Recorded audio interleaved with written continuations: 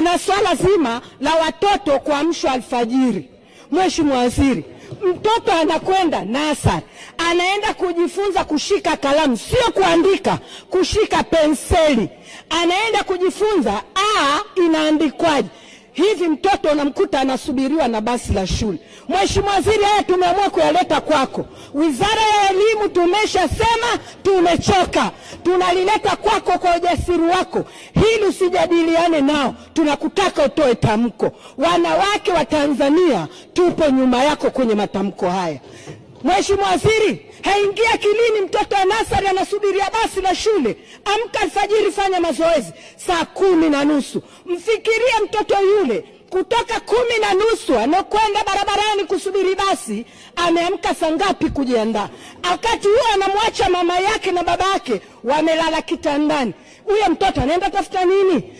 Tusaidiane kurekebisha muda watoto wa mabasi kuchukuliwa kwenda shuleni. Hili Mheshimiwa Waziri, tunatumia nguvu kubwa kama serikali, tunatumia nguvu kubwa kama wabunge kuona vitendo vya ubakaji vinaondokaji. Kati ya vitu vinoleta ubakaji pamoja na mifumo mibovu ya watoto wetu, usimamizi juu ya kwenda shule. Waziri, hili dogo lifanyie kazi.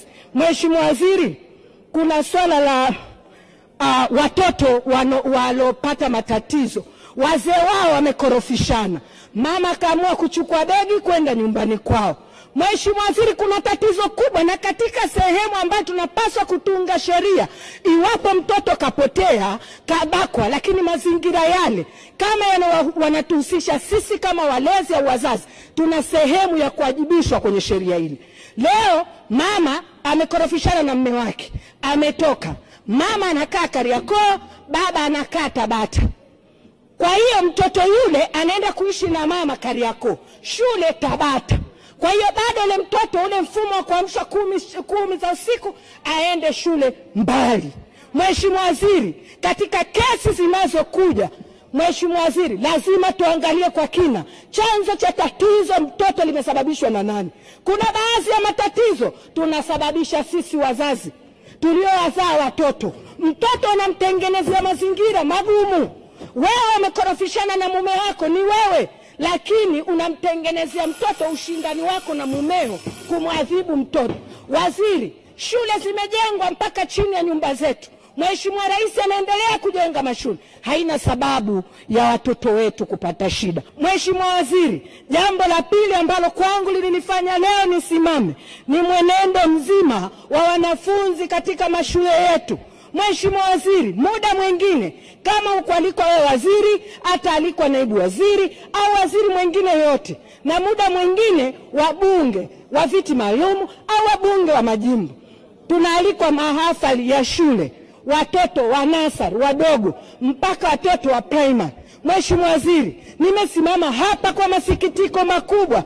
Watoto wale sasa hivi kwenye mahafali zao kutoka shule za nasari kwenda primary wanafungwa kanga za kiuno.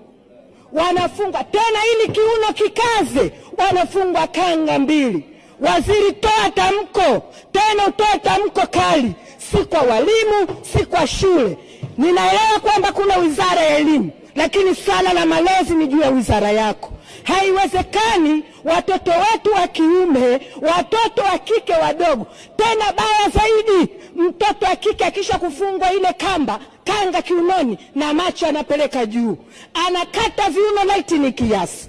Lakini haitoshi, kuna watoto wetu wa kiume wanakata viuno mpaka unafika wakati unasema imekuwaje?